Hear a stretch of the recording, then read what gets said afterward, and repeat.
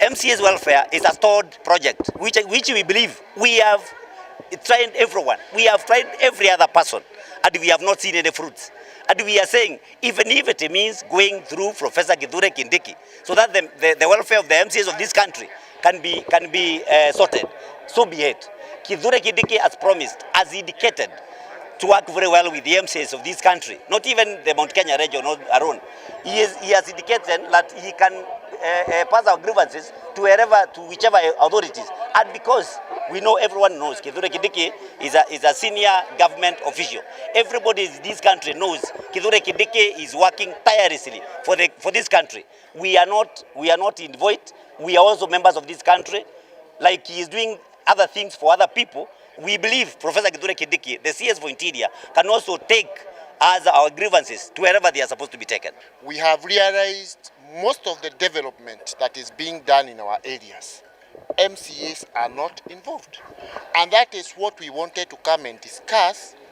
And actually we had requested the CS Interior to join us here, because you know the Ministry of Interior, they are the coordinators of development in this country. But because he got help up in other activities, we met together as MCAs and our speakers, and we have come up with a lot of recommendations, most of which are about the development of our people. You know, when you come here and you start talking about the welfare, our welfare comes after we have addressed the issues of development concerning our people.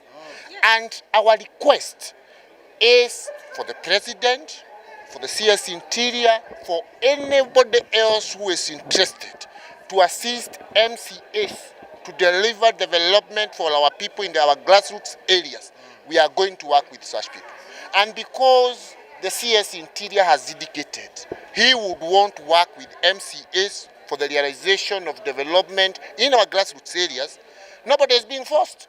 But all those MCAs of like minds from the mountain region who would want to work with the government to address the issues of development in our grassroots areas, they are welcome to join this train.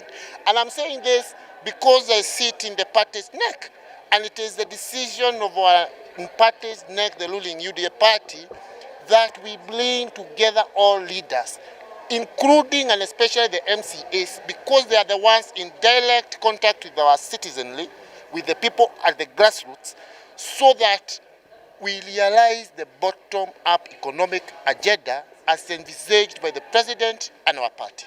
You may wonder why Isiolo in Mount Kenya. Isiolo, we have officially decided to join Mount Kenya East, and going forward politically we are going to be part of Mount Kenya East, and we have designated Professor Kindiki, the CS for Interior, to channel all our issues going forward. At the national level, we are going to use Professor Kindiki as our point man for any political and national development matters. The welfare of the MCAs should be given unconditionally, because the MCAs have met the president themselves and they agreed on the issues that they want to be checked. Na hii vile tumeona ni njama ya mbali ya kukuja kuandamine deputy president, and we as the MCAs and leaders hapa mashinani, hiyo hatutakubali. We are behind the deputy president, he is our spokesman. Hakuna vile tutakubalisha watu wakuje kutupeleka hivi na mambo ya welfare ati ndio tufinyilie deputy president. We respect him and we pray for him and we support him. Sisi kama watu wa Kirinyaga hiyo tumekataa. Hakuna mtu tutaendorse sasa hivi, kwa sababu mnakuja kuentice ma MCAs ati mkituambia ati welfare yetu itaangaliwa sijui, na tuliambia president mwenyewe, tukamwambia shida zetu kama MCAs, tukamwambia magavana na tukaria na mambo ya ward based na mambo zingine. Lakini kama lazima tufuate huo mdogo wa CS Interior kufikia president, wache hiyo maneno ikae. Hata niliambia watu wangu hatutaki hiyo mishahara, ati tunaambiwa tutapewa hiyo maneno ya welfare after an year. Siwache hiyo maneno ya welfare ikae, na endorsement pia wasahau. Na hakuna mtu ta endorse, kwa sababu sisi tunajua watu wawili.